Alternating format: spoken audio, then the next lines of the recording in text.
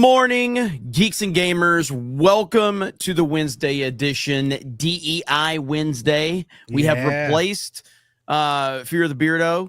Normal circumstances, the white person would be overqualified. This time, we got a more qualified black person to replace Beardo. So DEI Wednesday is here, and I'm looking forward to it. What's up, Epic Mike? What's up, man? Listen, man, we're defying expectations, bro. The white guy from California, he's out. The black guy from Michigan is in. Bro, we're living the dream. So glad to be here, man. Yeah, man. I'm tired. Somebody said no sunglasses. I almost started rocking the sunglasses because unfortunately I had to go back to the hospital last night after Tuesday night's main event, and I was there pretty late, and now I'm dragging today. But all is good now. So we're back on track, and we will see what happens. But yeah, we got a lot to talk about. Kathleen Kennedy is out at Lucasfilm. We finally did Mike. It's over. It's over. Like, this is the first time we've ever talked about this on the channel, so you'll have to bear with us. This will be the first time. I don't even know if I'll remember the name Kathleen Kennedy because I've never said the name on this channel. We've never talked about this person, so we shall see how that all plays out. But yeah, we do. We have it's really crazy. Also, big news out of Japan for the Nintendo Switch 2. It's wild. It's wild. So we're going to get into that here. And of course, The Rock, Dwayne Johnson. I don't know how I'm so easily, like, I don't know what it is with wrestling. I'm able to separate the art from the artist very easily in wrestling. Yeah. You know, like I'm a CM Punk fan. I think Phil Brooks is a piece of shit. But I love CM Punk. Yeah. I can't stand Dwayne Johnson, but I love The Rock.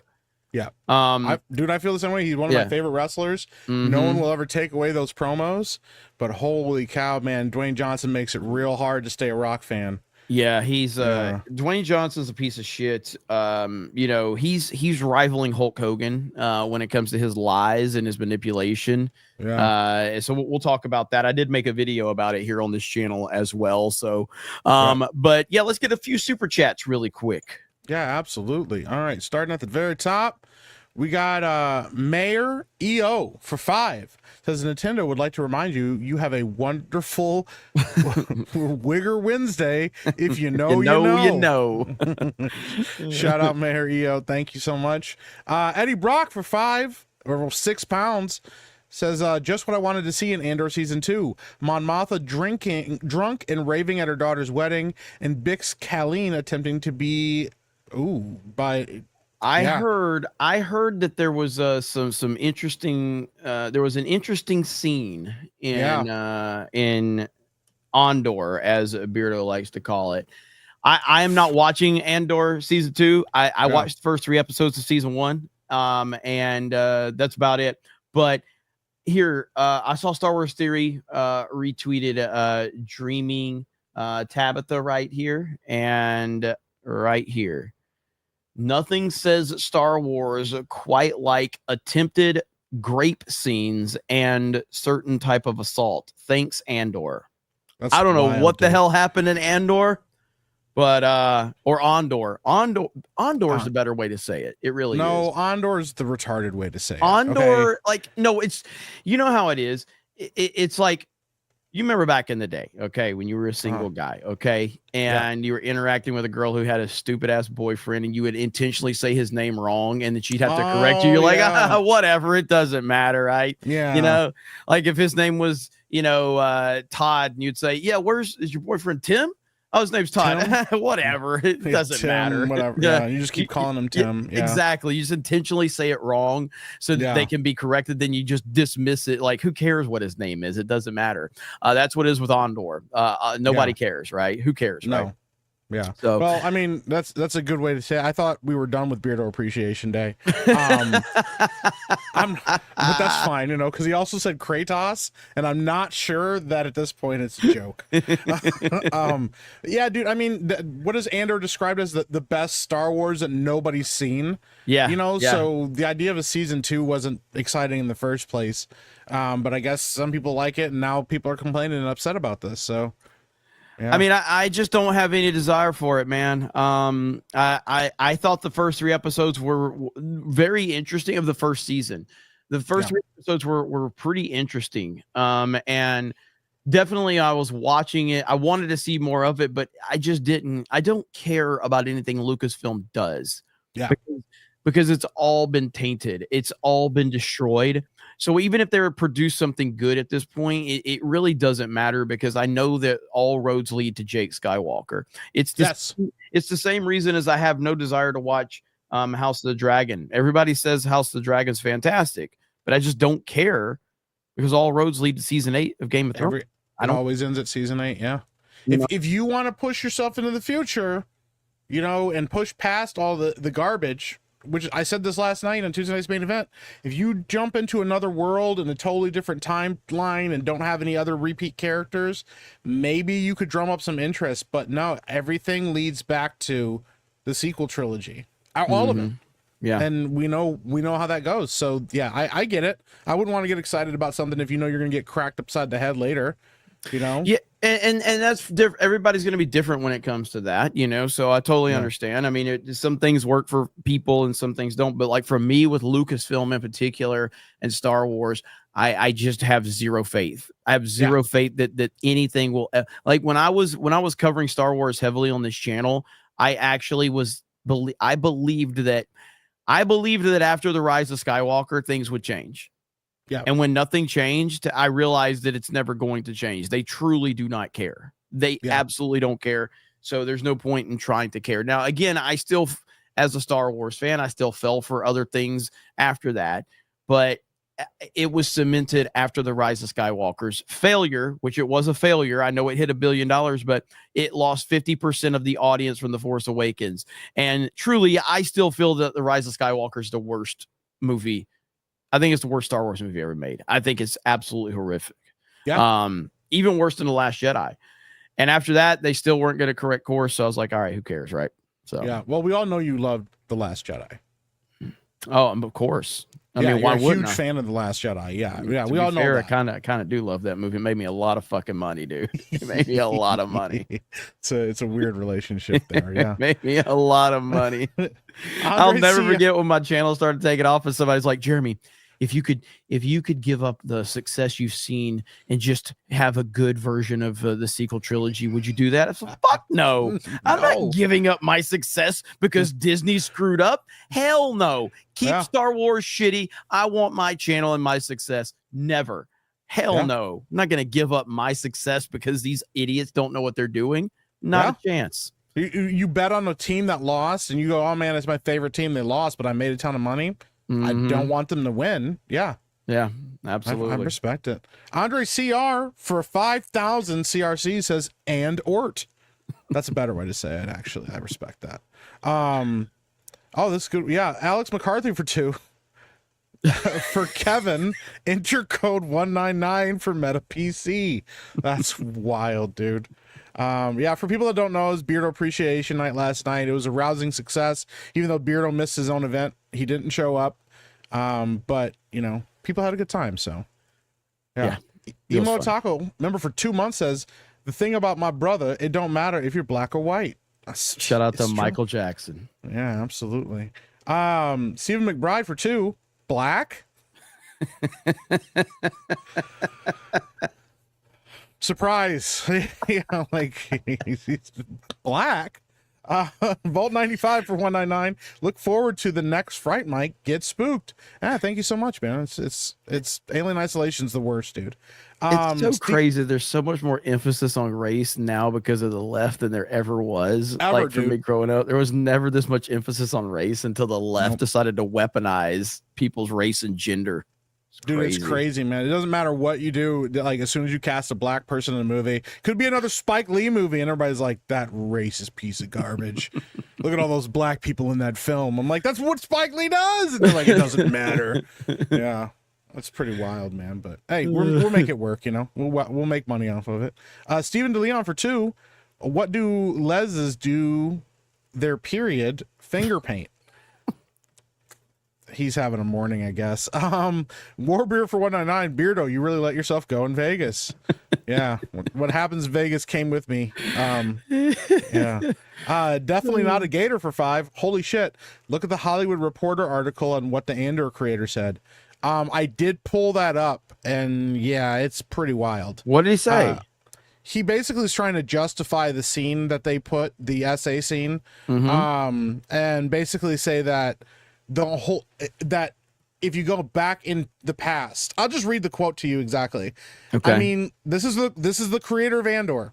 I mean, let's be honest, man. The history of civilization, there's a huge arterial component of it that's all grape. All of us who are here, we are all the product of grape.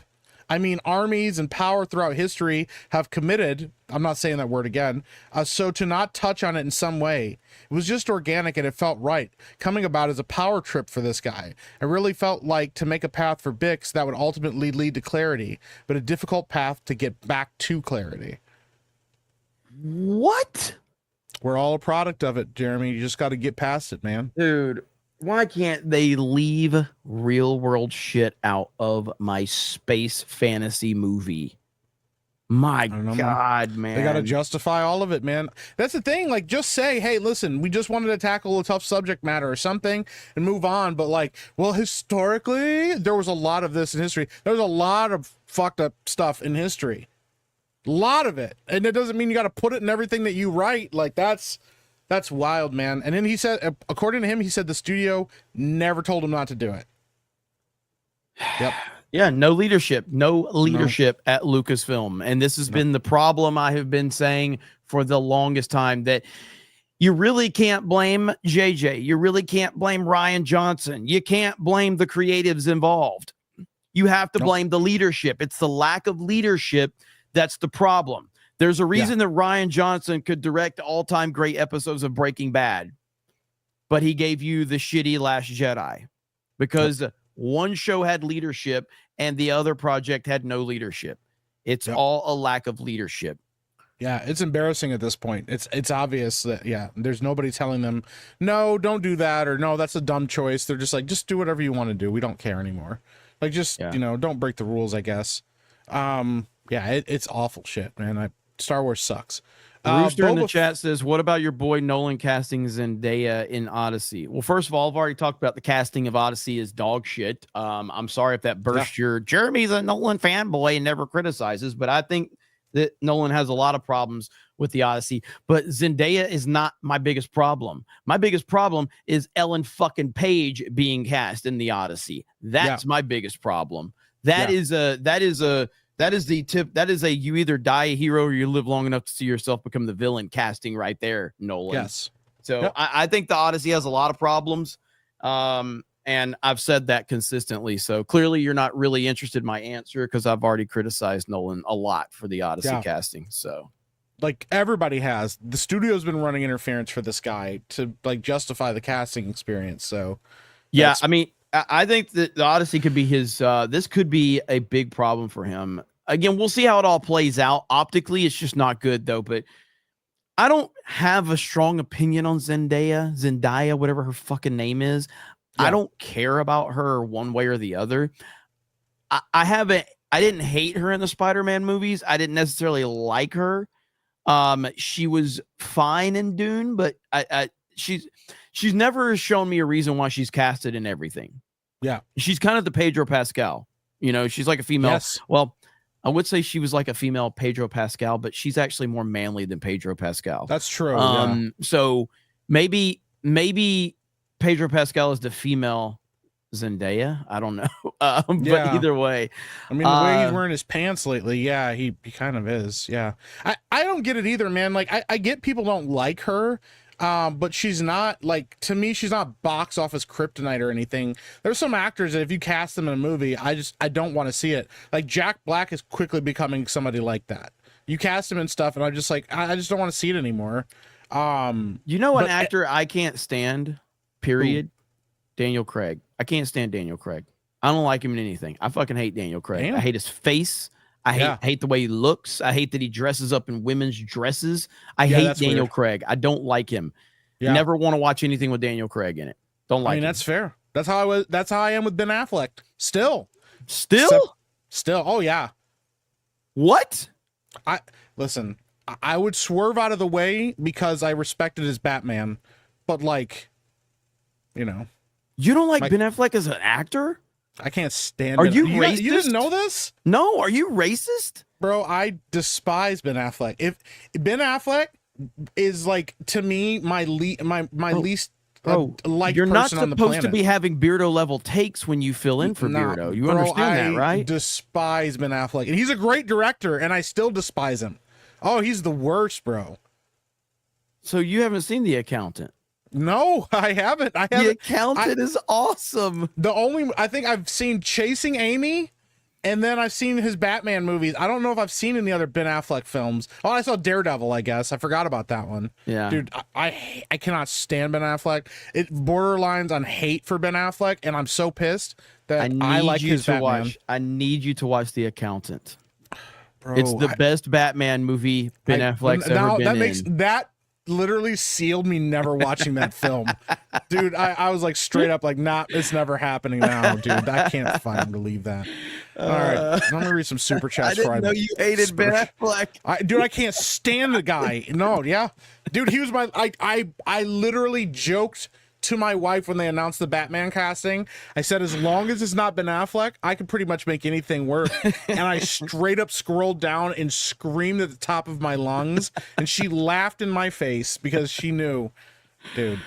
Yeah. I mean, so what's funny, what's weird is when he got cast as Batman, the internet collectively hated it. I didn't. Yeah. I actually was like, I like this casting. I'm a huge fan of Ben Affleck. I love him as a director. I think he's a really good actor. And then I turned out hating his Batman, and everyone else loved his Batman. Everyone that hated the casting loved it, and I loved the casting, and I ended up hating it. So that makes me so mad, dude. It sucks. Oh man, we live in a simulation. Boba Fett for 5. I have to say, Andor. Season 2 is light years better. Almost feels like what Rebel Moon should have been. Mature and exciting. I'm very surprised. Okay. I mean, listen, comparing it to Rebel Moon, that's not a high bar because that's the worst movie I've ever fucking seen in my life. So, Dom H with 5 gifted memberships. Thank you, Dom. We appreciate you. Much love. Let's get into our first topic. A topic we have not discussed very much on this channel. Ladies and gentlemen, Lucasfilm president Kathleen Kennedy could step down sooner than expected. This is the first time we have covered this on this channel, so I want to make sure you know that we are aware of that. So this is huge news. Oh my gosh. A few months ago, rumors swirled that Lucasfilm president Kathleen Kennedy was gearing up to step down from her executive role. The news was welcomed by Star Wars fans who have lost faith in Kennedy's vision for the franchise, though she'd later rein in expectations. To recap, Kennedy joined Lucasfilm as co-chair alongside Star Wars creator George Lucas in 2012, and later took over following his exit when Disney acquired the company for $4 billion. Initially, Kennedy found great success in the role. Force Awakens was a box office hit that grossed $2 billion worldwide. Some fans weren't happy with the movie, but it was a critical success. And 2 years later, The Last Jedi was another win for the studio. Rogue One also grossed over $1 billion and received positive reviews despite creative issues behind the scenes. The trouble started when she fired filmmakers Lord and Miller in the middle of shooting the Star Wars story Solo. That's bullshit. That's not when the trouble started. No, that is not when the trouble started at all. And then longtime friend Ron Howard was enlisted to finish the project, but it was a flop. In 2019, The Rise of Skywalker was panned by critics and fans alike as a disappointing conclusion to the Skywalker saga. When we entered the era of movies, we then entered an era of movies being announced only for them to never materialize. That's the Lucasfilm way, baby. Let's just announce a bunch of projects and none of them see the light of day. Not a trilogy. Nope. I'm sorry, not a movie. We're talking about a trilogy. Yeah. 2 canceled trilogies to this day, right now, in 2025. Yep. How many? So it was 8 years later? After Rian Johnson's trilogy was announced before The Last Jedi, Lucasfilm has never officially canceled Rian Johnson's trilogy. Nope. The last thing we heard from Rian Johnson is that he's still working on it, and that was like 5 years ago. Bro. They've never even canceled it. Not a movie. We're talking about a trilogy. We also had the trilogy for Benioff and Weiss that was announced before Game of Thrones ended, and then they fired them. And so 2 canceled trilogies. Yep. In a report from Jeff Snyder, let's see, what the fuck about Carlton Hughes and his son, blah, blah, blah, blah, blah. Okay, whatever, fucking hell. If she really is planning to step down at the end of the summer, then it surely means Kennedy has already found her successor. Dave Filoni was previously named as a likely candidate, though that seems unlikely given how many projects he's developing as a creative. Yeah. Kennedy's time at Lucasfilm president is winding down, but she intends to step down on her terms, and that should make this an interesting year for Star Wars fans. Now, if you go over to Star Wars Newsnet, they initially put this headline out that Kathleen Kennedy was leaving, and now it says, update, Kathleen Kennedy not stepping down in August, because all of these sites were running with this Kathleen Kennedy is stepping down in August bullshit. Update. Since posting this article, it was brought to our attention that the new details provided below about Kennedy's exit are incorrect. She will not be stepping down in August as previously reported. My God, what in the hell are we doing here, dude? This is absolute nonsense. She ain't going nowhere, okay? Nope. Somehow Kathleen Kennedy returned. Every time. This evil woman is not going anywhere because there are clowns like John Campea that'll tell you that she's the greatest producer in Hollywood history. Yep. When has that term ever been said before? The greatest producer. What the fuck is a producer in Hollywood? I mean, it could be anything. Anything. Yeah. Anything. Yeah. She's the greatest person to get on her knees and earn the producer position because she gets the coffee and she swallows the cream. Okay. That's why she's a great producer. All right. She ain't never done anything but latch onto the name of great men that have made great films. That's what she's done. I'm done with this bullshit that she's a great producer. She ain't shit.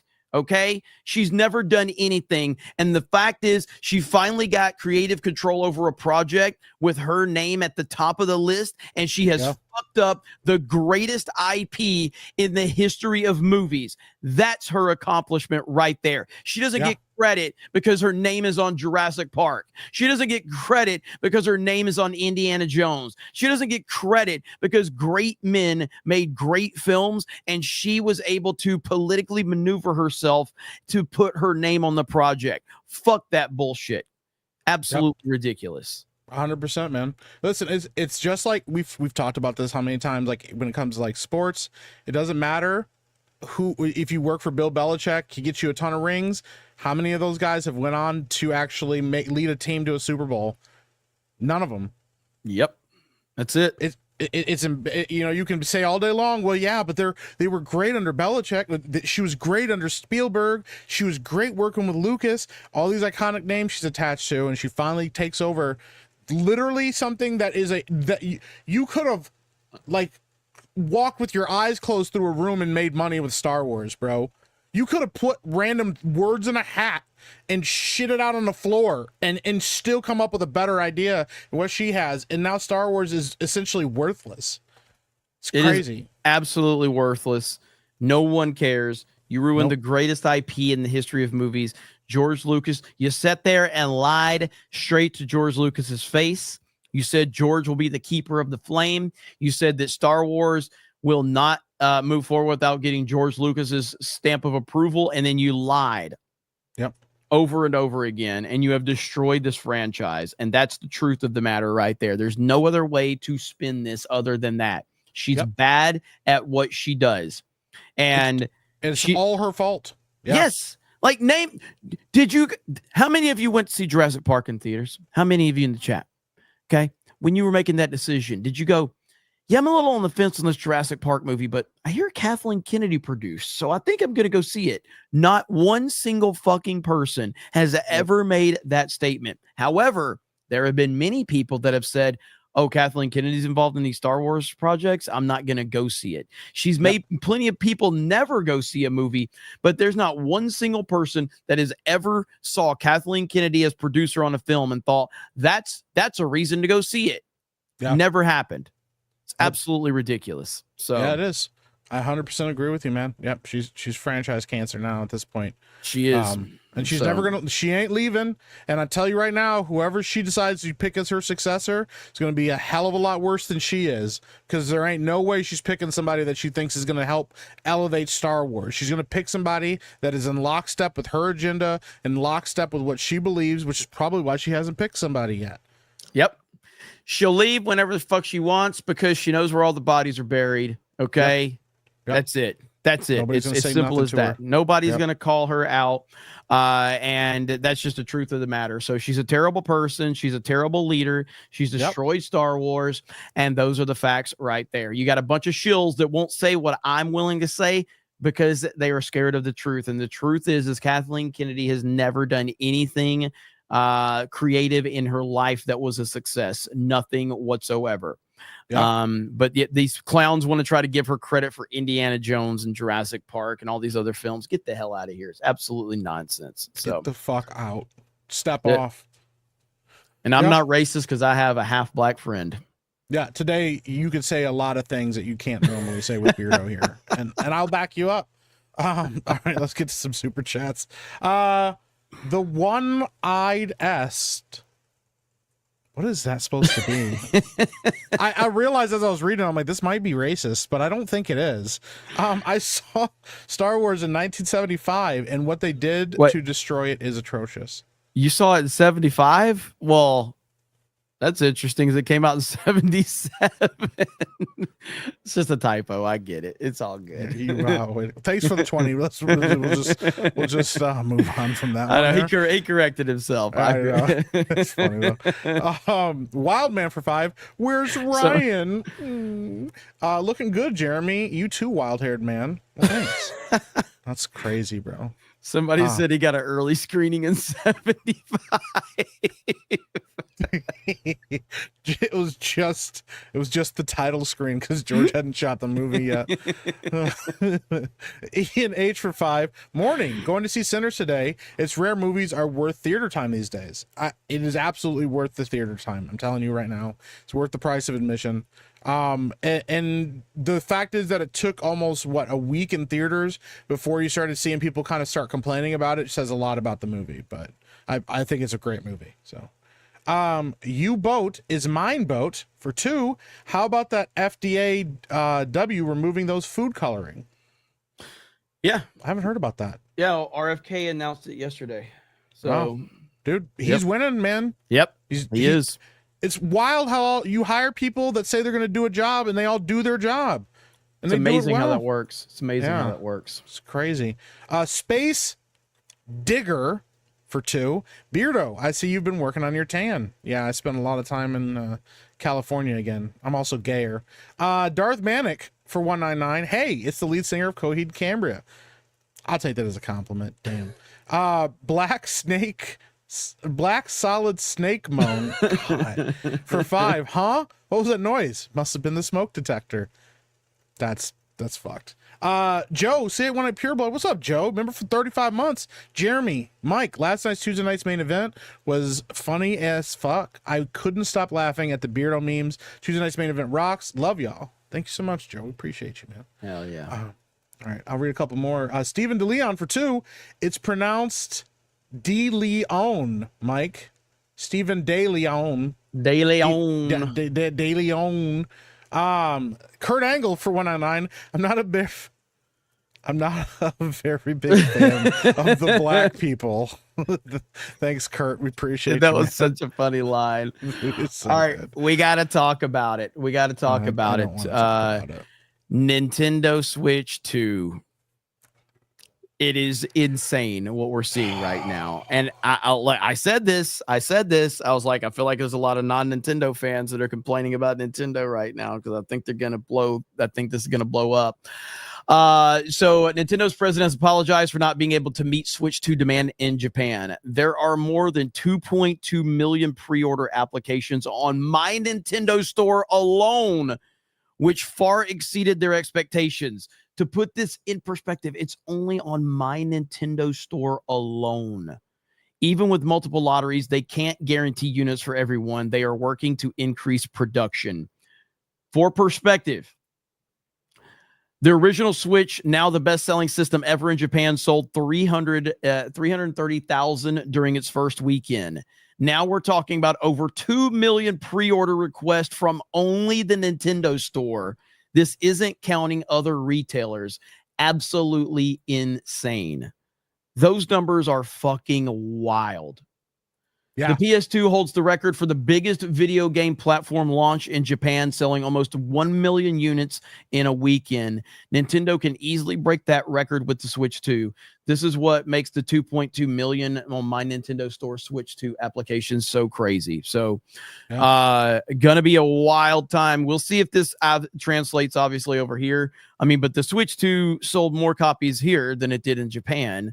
The Switch 1 sold more copies here in the United States than it did Japan. So tonight is when pre-orders go live, and these numbers are absolutely astronomical. I don't think anyone was truly prepared for this. So I guess we'll just have to see how it all goes. So what do you think about this, Mike? Dude, there's a game that we know about that says this every year. Every time a new Call of Duty comes out, they always, their servers crash, and they go, there are way more people than we expected to be here. We didn't expect this big of a launch. And I'm like, guys, at this point, you should know. And this to me is indicative of a bigger problem with Nintendo. You guys have been saying it for a while. Nintendo's playing it safe. They had a huge win with the Switch. They're trying their best. They didn't call it the Super Switch, what they should have, even though they almost did. Like they're playing it safe with this stupid console. They should have planned on higher numbers than what they thought originally. They should have planned on that. There's no way that people aren't going to buy the Switch 2 when it comes out because of how many people have bought the Switch. It's in striking distance of the PlayStation 2. Like, guys, you got to look at that and go, hey, you know what? Maybe we should look at it and plan on comparable numbers to the PlayStation 2 or maybe slightly higher, because you're also a company that has, and it's not an offense to them, normie gamers. You are a normie friendly company that also has a fan of dedicated Nintendo people that are going to buy your console for sure. I can't believe they weren't ready for this, actually. I mean, the numbers are insane. Yes, that's wild. But how did you not plan for this? How did you not say, you know what? It's better for us to have more than it is to have not enough. Because the problem with not enough isn't going to be, oh man, the demand is really high. It's going to be scalpers. We saw it with the PlayStation 5. We saw it with other consoles that scalpers are going to swoop in here. They're going to snatch these consoles up as fast as they can. They're going to find ways to lie and cheat, to manipulate the system, to steal up a bunch of these pre-orders. And you know what they're going to do? They're going to sell it at a premium and piss everybody off because everybody's going out and paying these scammers for this kind of stuff. The way you deal with that is to make enough for people that are going to want it. And they didn't do that. And I think that's absolutely on them for not doing it. Yeah, well, Nintendo has always been able to, they do this market manipulation of sorts, or I guess it's marketing manipulation where they under deliver on their products so that they create this demand that's out there. They've done it forever, you know, and it creates this, this need to want, like, oh man, the Switch is out, or this console's out, or this game, there's limited quantities of this game. They've done that forever. I don't know, man. 2 million on just the My Nintendo Store, if that number is accurate. And let's be clear, it's Nintendo, so you have to be skeptical of whatever they're saying. That's true. Because they could just be throwing that out there to create a discussion like what's being created now. However, I don't know. I mean, the numbers are there. I mean, as Selt says here, you know, Contrary to popular belief, Switch is more popular in the United States than it was even in Japan. I'm expecting similar ridiculous pre-order totals when the floodgates open tonight. So we do have to see what happens here. But I mean, 150 million units of the Switch.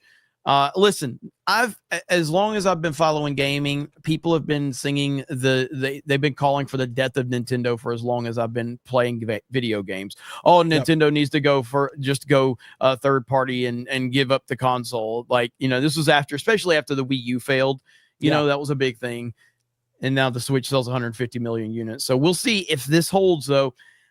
If you remember before all the controversy happened, there were reports from like Bloomberg saying that the Switch 2 could be the biggest video game release of all time. Yep. And then the Direct happened and everybody was loving the Direct. And then the price controversy happened. Now, I've said this, if you remember, I used an example of Nintendo. This is a few months ago. I used an example. I said, when people are talking about the Star Wars haters, all they're doing is want clicks. And it's like, no. There's negativity around Star Wars. And that's why people are talking about Star Wars, because there's negativity. The reason you don't see negativity around Nintendo is because there is no negativity, generally speaking, that people are worried about. That changed with the price points. And you started to see that the YouTube algorithm was picking up all this negativity on Nintendo, yada, yada, yada, because there was a negative story out there that was resonating with people, and so people were watching the videos. So the reaction was real, and Nintendo is to blame for all of that negativity, not the fans. It's not the fans' fault. So we'll have to see how this all plays out. Is it going to be all about nothing or not? My gut feeling is that the Switch 2 is going to be a massive success. Yeah, I think so too. So I think it's going to absolutely knock it out of the park. It's just a better version of the Switch, and they very much played it safe. And I do agree with you, much as I hate the name, they played it safe, and they just made more of what people already wanted. That's all you have to do. Yeah. It's a cakewalk.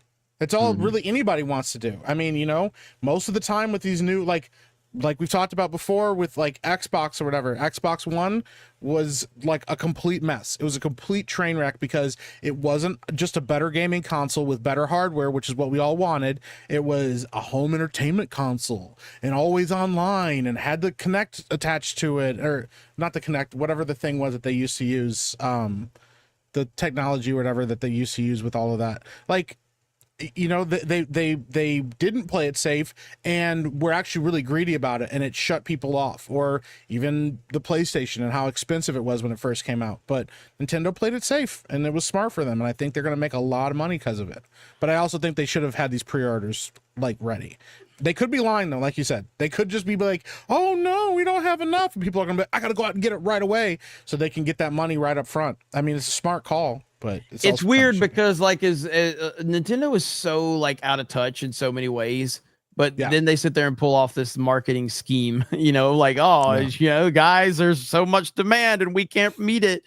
It's like, how are you guys so smart and so stupid at the same time? It really is weird, man. So tonight is pre-order night. I'm excited. I'm excited to see how this all plays out. Obviously, Mario Kart World, we'll be playing the hell out of that once it releases. A lot of cussing, a lot of yelling, a lot of arguing. The way that God intended it, right there. So the way that Nintendo intended as well. That's apparently. Right. That's right. Yeah. All right, let's see what we got. More super chats. All right, let's do it up. For Marty, for 10, who should replace Kathleen Kennedy? It doesn't matter. It really doesn't matter. As a matter of fact, I saw somebody in the chat. I got to pull this comment up. You guys keep saying KK is out at Lucas. She is not. She is just stepping down as president. That's it. She will have a say and control. Everything you guys hate about Star Wars will continue. You dumb fuck.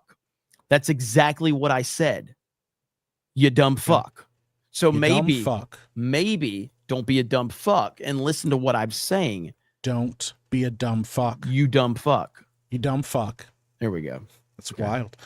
Nick Hammerschmidt for 10. With the news about pre-orders from Nintendo, it shows that the internet isn't reality. I can't wait to get mine, but I'm not I understand that. Yeah, I get it. A lot of people that nobody has to do anything they don't want to do. Yeah. I'm going to be getting a Switch too.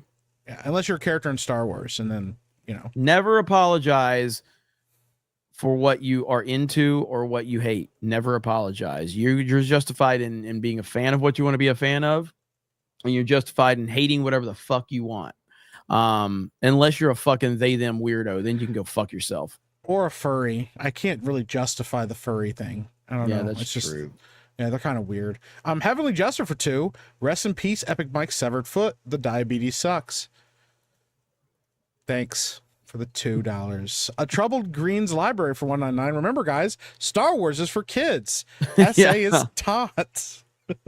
No. Oh boy. Kids brand, bro.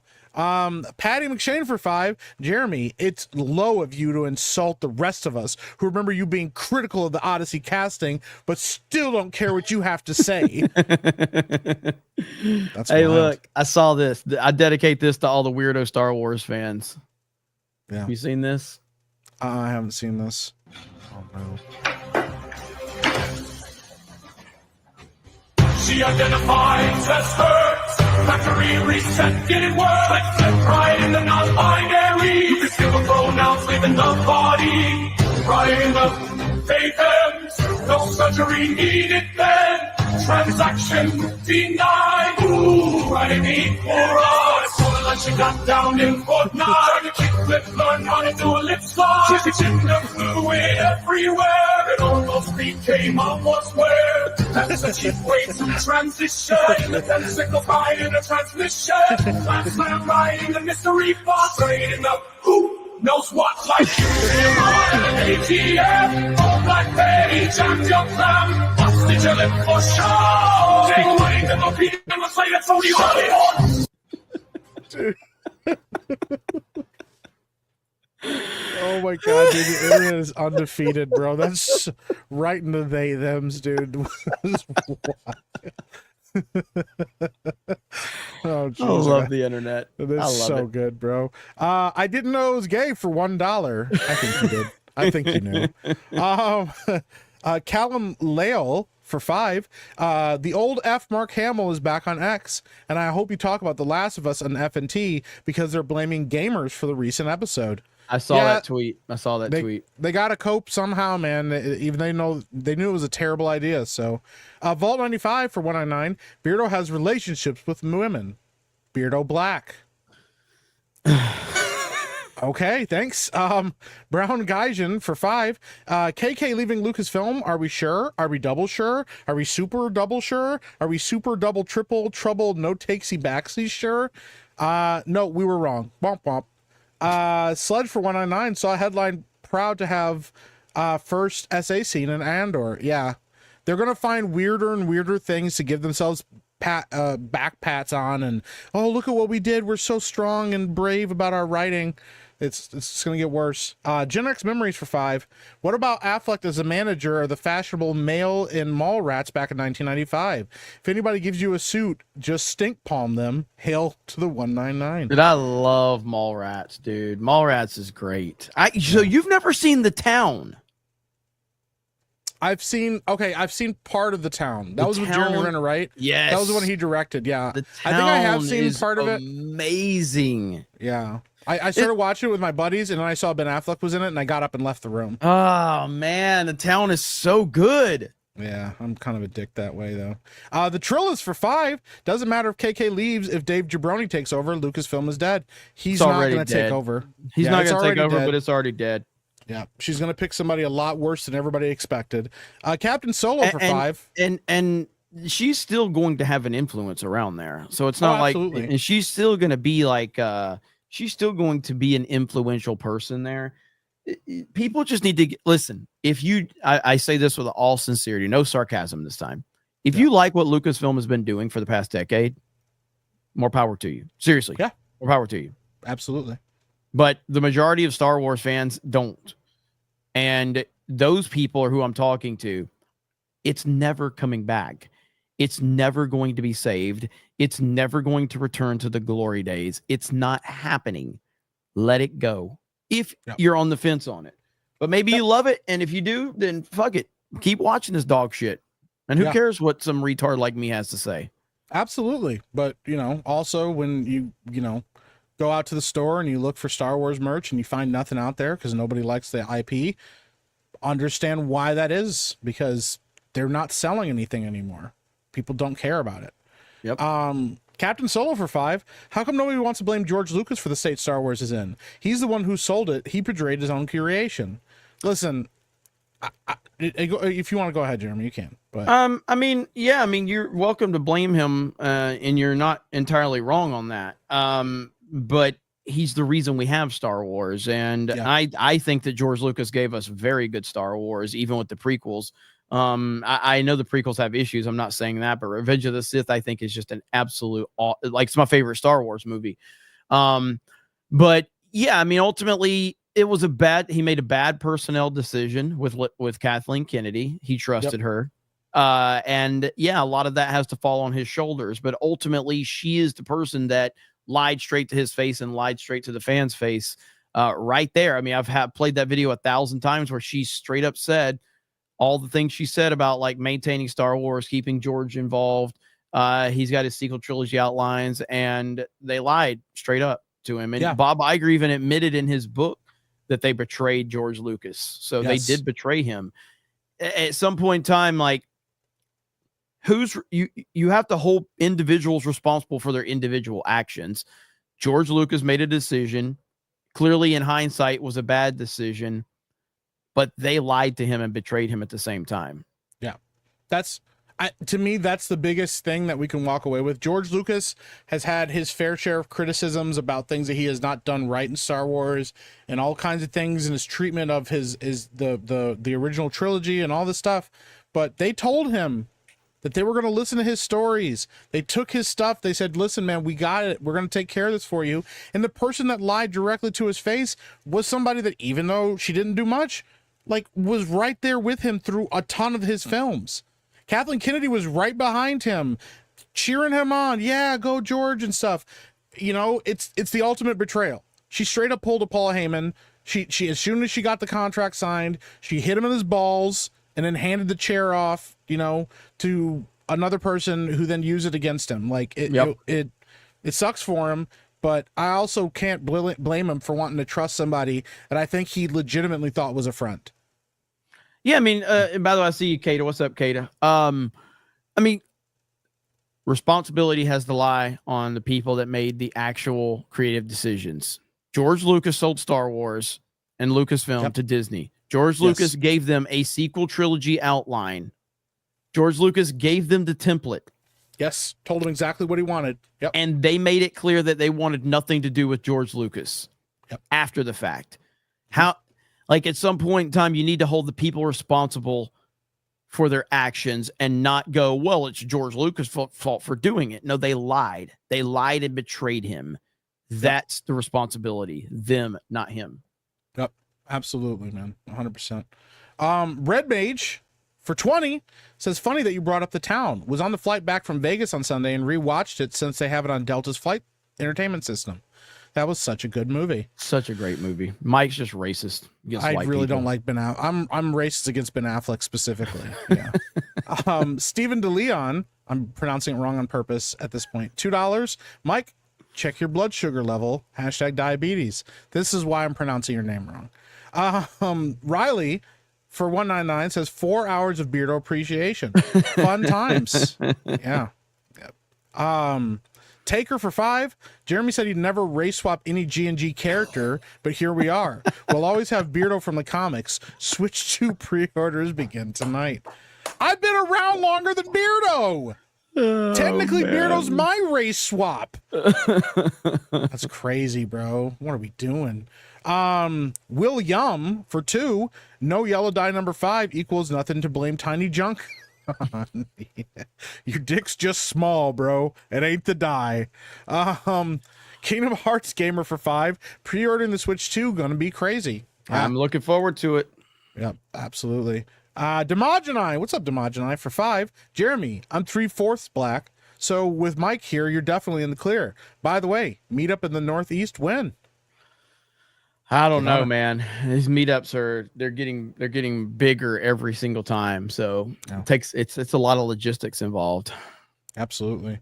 Samwise Gigi for £2 says, Jerry, you should make stream reels for locals. We've actually talked about that. The problem is, like, on the wrestling streams, it's kind of hard because there's copyrighted material there. So even putting some of that on YouTube would get us hit. But yeah, 100%. Like, especially with like the gaming streams that we're going to be doing, and then uploading those reels to like members here on YouTube. And I have thought about some other ways to incorporate the membership on YouTube as well.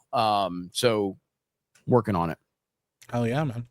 And the local streams are legitimately a lot of fun. If you like wrestling, even if you're new to wrestling, the local streams are a great way to get into it, because we have a lot of different people, from old school fans to brand new fans and Beardo. Chris Reed for $2, even without KK, Star Wars is still going to blow. Yeah, This is true. it's true. Yep. Price of Reason for $5. When Kathleen Kennedy finally leaves, Disney will salute her on her way out instead of giving her the public firing she rightly deserves based on her actual results. Yep. Yeah, they deserve. You know what? She should be getting. They should be doing to Kathleen Kennedy what they did to Gina Carano. Yes. Gina didn't deserve it. Kathleen Kennedy should be publicly shamed for what she's done to Star Wars. But no. It's Gina is the one that they decided to do it to. Disgusting. Look how that worked out for him. Yep. Taker for $5. PS5 sold 3.4 million units in its first month worldwide, despite launching during the pandemic. That's the record. Switch 2 will obliterate that. I 100% agree with you. I think they're going to blow the roof off pre-orders. Bob Starsky for $2. Where is Dr. Disretard?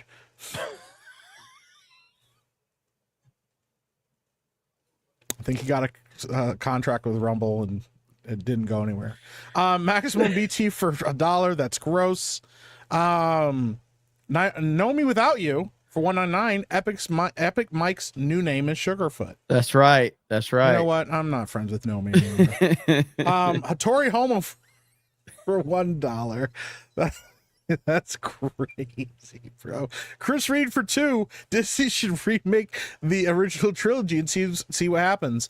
I'm gonna be honest with you. I do not think that I legitimately think that has been brought up in conversation. There is no way they haven't talked about it before.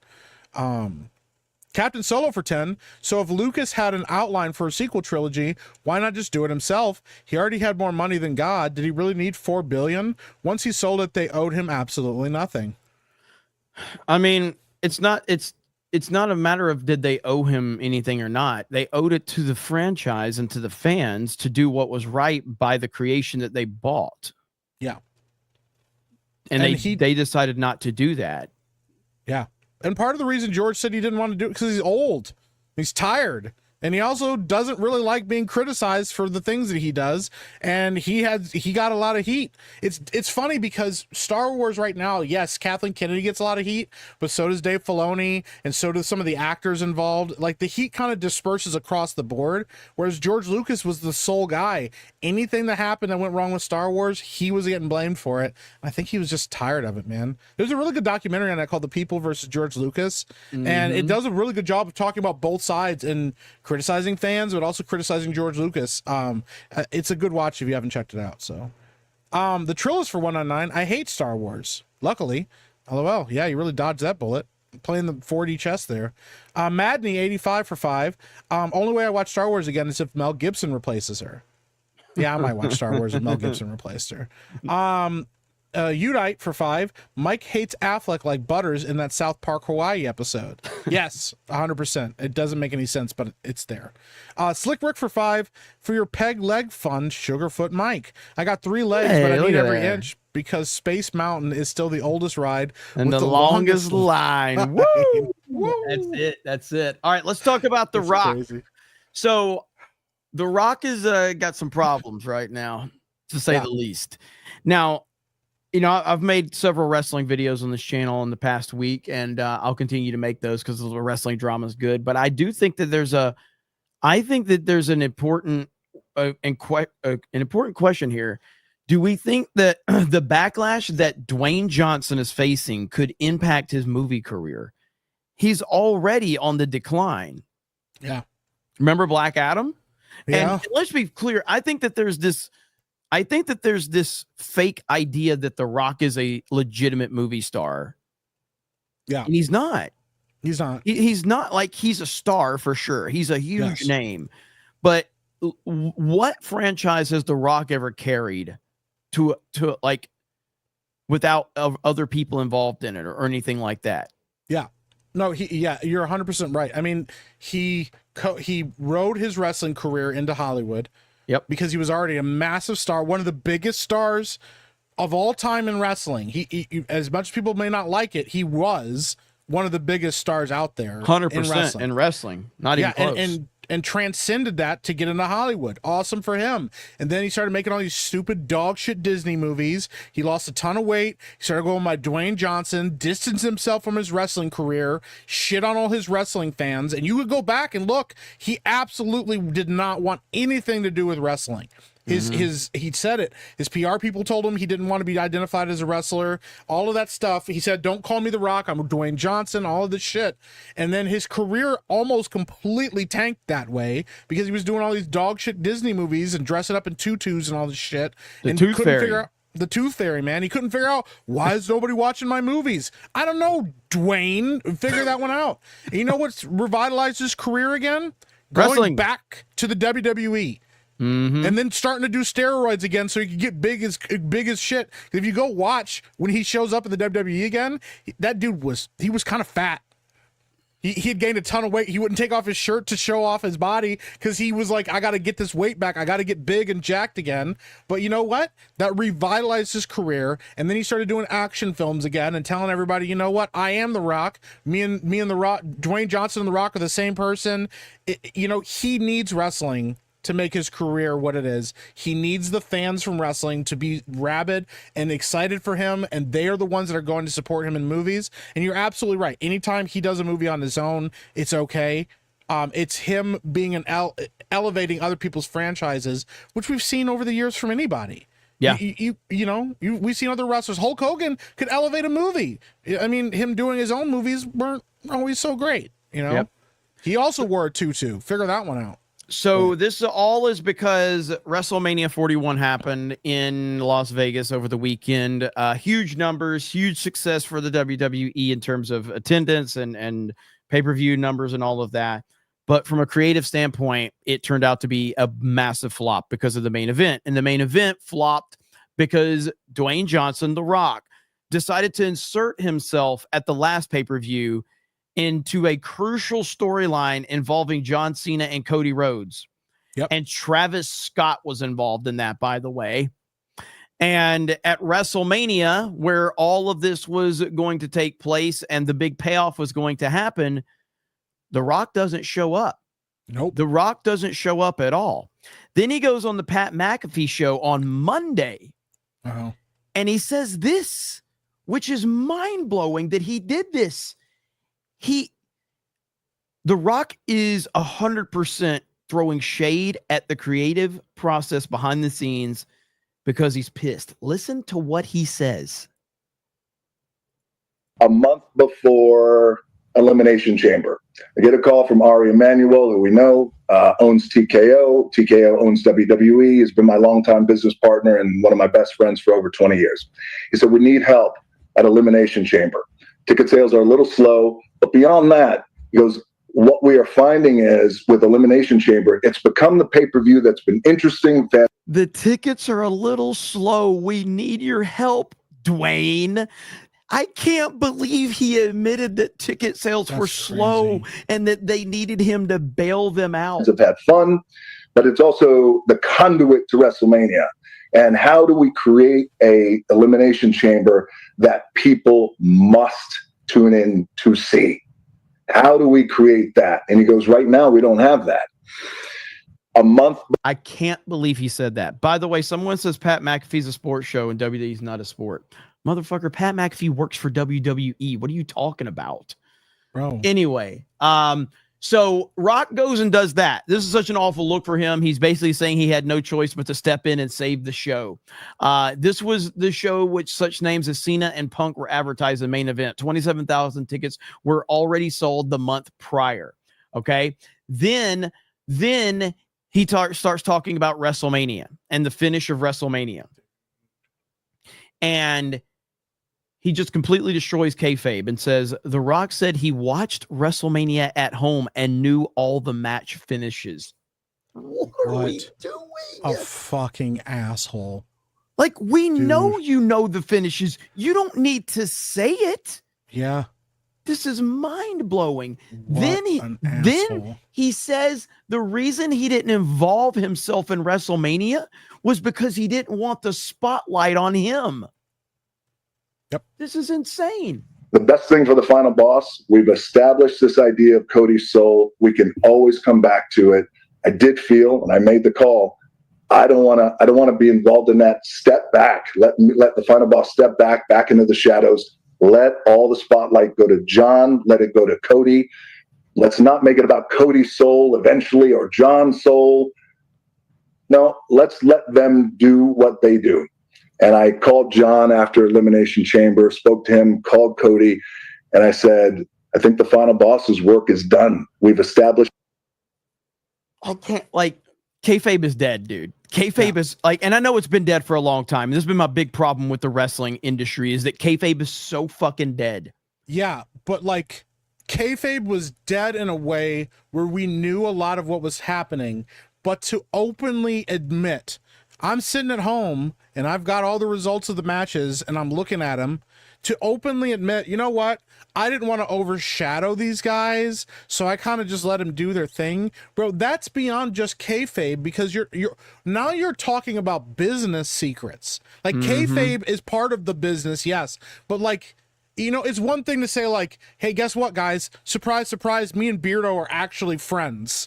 You know, in real life, and like we shit on each other, but we're actually friends. It's another if I start sharing personal things that I've learned about Beardo because we're actually friends and telling people that behind the scenes. That there are two very different things happening here, and it's like The Rock is doing everything he can to build himself up and make himself seem like he's elevated himself. What this feels like to me is that he's trying to elevate himself beyond a wrestler. Now that he's part of TKO, he wants to be the new Vince McMahon. He wants to be he's trying to be the Vince McMahon. He's trying to be the new Vince McMahon. But you know what? Vince McMahon would get himself put into a dumpster and have Shawn Michaels jump off a 20-foot ladder on Damn right. You're damn Vince right. Vince McMahon would have his face shoved into Big Show's ass, and it would openly embarrass himself when he needed to. But you know what also Vince McMahon was really good at doing? When business needed to be done? Because you could tell the difference between who was coming out. And the same music could play and everything. When Vince came out and it was time to do business, everybody took him seriously. And when Vince came out as Vince McMahon, the character, everybody hated him like they were supposed to. There was a difference.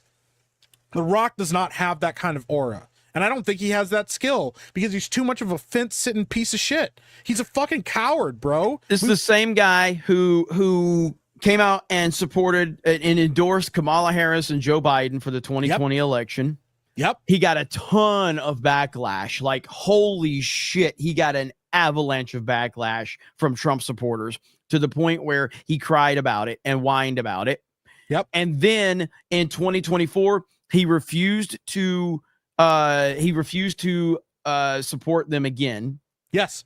And then after he became part of the board of TKO, and which UFC owns, or TKO owns UFC and WWE. So once he became a board member of that, he then started to say nice things about Trump. Because he's a chameleon. Because he's a fucking chameleon. Yep. Now, Joe Rogan called him out, and dude, that was the worst interview I've ever seen. It legitimately made me like The Rock less as a wrestling fan. Because he was such a fucking coward. He was like, well, you know, I supported Biden, and, you know, I have friends that support Biden. He goes, you have friends that support Biden? He goes, no. I mean, I know people. Yeah. You know, I'm like, dude, And so for him to, because what he's doing, and you said it perfect, he's throwing Triple H under the bus here. He's throwing the creative team under the bus here. You know? Yes. And that's interesting to me because I do have this video. Did you see the video from Jonathan Coachman? I have not watched this yet. Watch what Coach says right here. So Coach used to work for WWE. He was part of like a lot of WrestleManias. Yes, he was. And he said this. All right, emergency take time, and I won't take long, but I was waiting for Pat McAfee today The Rock, who was not advertised at all of a sudden, late last night, he's advertised to be on Pat McAfee. It screams several things. A, TKO called The Rock to say, you got to do damage control. We are getting absolutely shredded across the board. There's never been a finish to any night, especially the main night on WrestleMania, that's been universally panned than this one right here. Worst ending of all time. And then for The Rock, and this hurts me to say because I love him so much. For people who don't know, he was the person I was on TV first in my career in the WWE. For him to go on Pat McAfee and say, I didn't want the spotlight on me, I wanted it on John Cena. What? You had to know. He is so smart. He had to know that by not showing up, by not tweeting, by not posting, by not saying anything, now all of the focus is now on you. And the questions are why? What happened? Are you fighting with Triple H? Are you fighting with somebody else? Those are all the questions everybody is asking today. It's not, hey, congratulations to John Cena on number 17. We're not that stupid.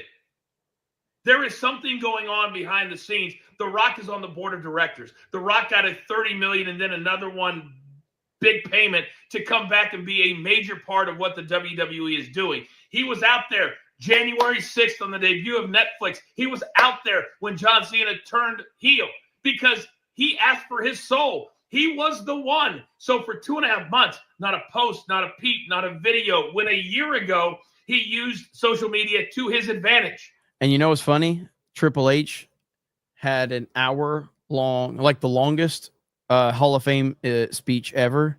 Yep. He never mentioned The Rock. The Rock was his biggest rival in wrestling. Yeah. So the question is there beef behind the scenes with The Rock and Triple H from a creative standpoint? Dude, normally I would be like, no, The Rock does business. We already know Triple H does business, but we already saw in his acting career, the dude tried to take over DC.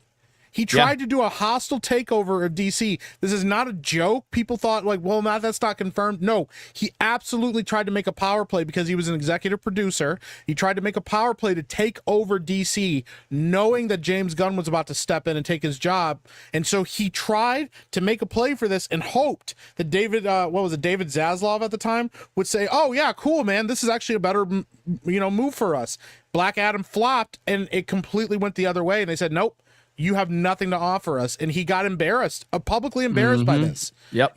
I do not think that guy, I firmly believe that guy is the same guy that's in WWE right now trying to make power plays and trying to boost his own ego. Dwayne, we need you to show up here because we don't have any ticket sales. Bro, they could have called anybody. They could call The Undertaker again if they needed to. Undertaker has said, if they need me, I'll be there for him. You cannot tell me that this was all planned out. And the fact is that, like, John said that he hasn't talked at all on social media. He could have just tweeted out Big Boss's plans or Big Boss or anything or Final Boss or anything just to say, hey, I'm still there behind the scenes working it out. No, he has to go into the shadows now. We don't want to overshadow John. Like, you could fucking overshadow John with how little you've been involved in the last 5 years. Dude, this heel turn was one of the biggest things that John Cena's ever done in his career up until now. Dude, yeah, fuck The Rock, man. Honestly, fuck The Rock, not just Dwayne Johnson. He used to be my favorite wrestler. It's off the table now. Fuck him. I'm wondering how much drama is actually going on right now. Yeah. And this is, to be fair, this is good in a lot of ways for wrestling. Yeah. I don't know if you remember, and this is where I like when the lines get blurred from what's happening on screen to what's happening off screen. Do you remember CM Punk's promo right after the Elimination Chamber? And he didn't call The Rock. He's Dwayne. He said, Dwayne, you bald fraud. Yeah. And he says, you pretend to care about this business and you don't. And it was a phenomenal promo. I don't think Dwayne Johnson likes being called a bald fraud. No, I think he's fine if The Rock gets called that. I don't think that Dwayne Johnson liked that CM Punk called him a bald fraud. I don't think he liked it. And you know who's going to get heat for that? Triple H for giving CM Punk freedom to go off on the mic. Mm-hmm. Yeah. So professional wrestling is the on-camera product is kind of boring right now. Like, there's some good stuff going on. I thought Monday Night Raw was actually really good. And we're covering all of this over on Locals, by the way. We're having a lot of fun with that. But it's the behind-the-scenes stuff that's historically always been better for professional wrestling. That the stuff that's happening behind the scenes, there's always some crazy shit. There's always a story about Ric Flair being naked, running around, grabbing women's asses. So even at his age, he's still doing it. Yeah, he is. Ric Flair, baby. He don't care. You don't give a fuck, man. But so we'll see how this all plays out. But I'll continue to make videos on it here on this channel. I'm having a lot of fun covering the drama within professional wrestling. So hell yeah, man. The Rock sucks, though. Dwayne Johnson sucks. I'm now a Stone Cold guy. He's now my top guy. Yeah, there you go. Finally. Yeah. Fuck The Rock, bro. Let's finish up with these super chats. Vault 95 for 199. I'm gonna wait 6 months for the Janky Switch 2 to get sold. Or the Dwanky Switch 2s to get sold. Yeah, I mean, we'll see how that goes. I didn't know it was gay for 2. I didn't know. I think you knew. Steven DeLeon for 2. Can't stand Affleck, but he's good in accountant. Well, look at that. I'm still not watching it. Thomas Whited for 199. Lord of the Rings is the GOAT. It's the greatest franchise of all time. Yes, it is. Yeah, Kevin says, don't say you covered wrestling, say you covered WWE. That's fair.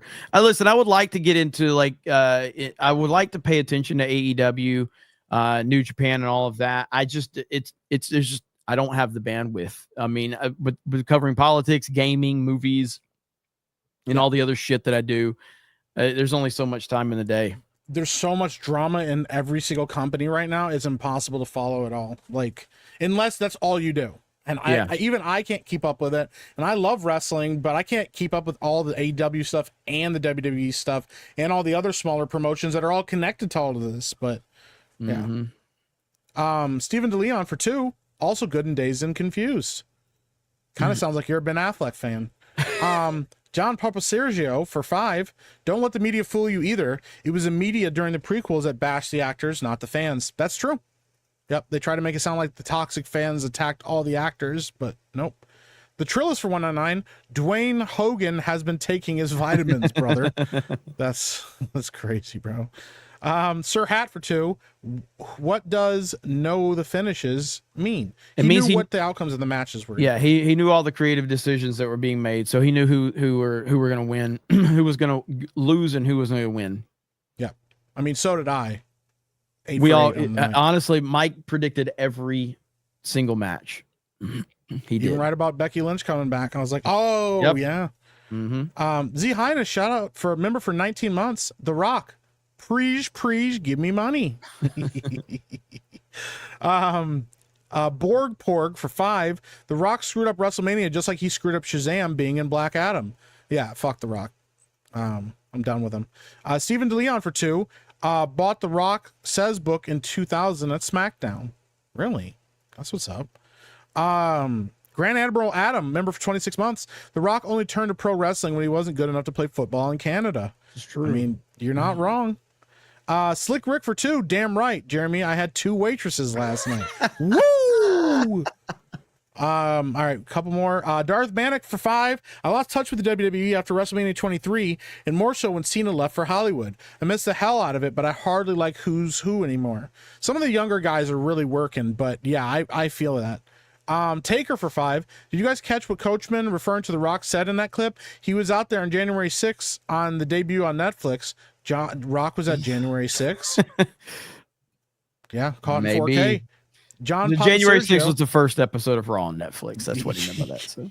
Yeah. John Papasergio for 199. Predator Badlands trailer just hit. Oh shit. I'll have to check it out. Check that one out. We're all caught up. Snooty Mim says, when you go into Hollywood, you come out woke. Cuckville, USA. And that will end it, ladies and gentlemen. Thank you for all the super chats and the gifted memberships. You guys are awesome. We got Mario Kart tonight. So that'll be on the Geeks and Gamers Play channel. Mike will be there. Yep. I heard Kevin makes his triumphant return. So we'll see. I know. So, yeah, does anybody care? We'll see. But I'll have probably Cobra Cast a little bit later today too. So thank you guys so much. Really appreciate it. Mike, what do you got going on? Yeah, I might be going live later just before Mario Kart, doing an Afrocast. I want to talk about some of this stuff. I want to talk about WrestleMania. I'm gonna continue glazing on Sinners as much as I possibly can. I've played a little bit of the Oblivion remake, and it's not bad. I'm actually kind of impressed. So yeah, I'll do an Afrocast later and talk about some of that stuff and hang out, and we'll do it right before Mario Kart so we can kind of go right into Mario Kart and have fun with it. So yeah. There we go. All right, guys. Thank you so much. We really appreciate it. Have a good day. We'll talk to all of you later. Bye, everyone. Deuces. Say bye, Mike. Bye, Mike. No, like it's no. Oh, shit. Kevin! Not shit. Kevin! Not Give Beard me 50 Kevin. memberships. This is the Kevin the Chad. Yeah. With 50 gifted memberships. 50. We're about to walk out the door and he hit us in the back of the skull with it, bro. Kevin the Chad. Kevin. Look at that. That's Kevin. Alpha Kevin. Not Beardo. That's Alpha Kevin. Go right to there. Kevin, the real Kevin. Yeah. Let's go. Look Shout at those out, Kevin. gifties Appreciate flying in the chat right now. That's crazy, bro. Let's see. Lion fan says, please be me. Let's see if everybody gets them. You know, it's weird how the gifted memberships go is like, it takes them a little while to catch up sometimes. Yeah. You know, like, have you ever noticed that? So, oh yeah. There'll be times like, like it'll like a spurt of them will go by and then like a little bit later, more of them. Yeah. Mm-hmm. Yeah. So right now they're logging it right now. Some of you are saying you never get one. So if you have a brand account, you can't get one. So you might want to check and see if you have a brand account. That you're not allowed for whatever reason. They won't allow you to get a membership with a brand account. So I don't know how that works exactly.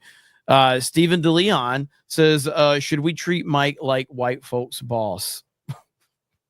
Oh yeah, he's this Django Unchained reference. So we treat Mike like I've never white seen folks Django boss? Unchained. I've never seen What? Django Unchained. Yeah, I'm not a Tarantino guy. It doesn't. You got to see Django Unchained. Just watch that because there's a part I'm not where a Tarantino guy. Django's a free man. Oh my gosh, dude! Woo! Master Steve-O for 100 just says, "Shaka, brah. Thank you so much." He says nothing. Nothing. Just did that. He says nothing. Take that cash and get out my face. Yeah, everybody gives me shit for not watching Tarantino movies. So I mean, you need to watch Django Unchained, dude. I'm not. It is so good. They ask a racist plantation owner if he's supposed to treat Django like a white man. He's like, no, I didn't say that. I'm just like, yeah, it was pretty good. Is Django Unchained though? Is it a movie that will upset the woke? Does it upset the wokies? I think it does. Yeah. I mean, he uses the N-word a lot in that movie. That should be enough for you. That's all you needed to say, bro. No, I already knew that, obviously. So, dude, Django Unchained is so good, dude. No wonder Ryan likes it. Night Call with 5 gifted memberships. What is going on? Oh my gosh, dude, we're about to walk out the door. What do you guys? They're like, yo, come back. We haven't had enough. We want to talk more about stuff. Listen, I respect it.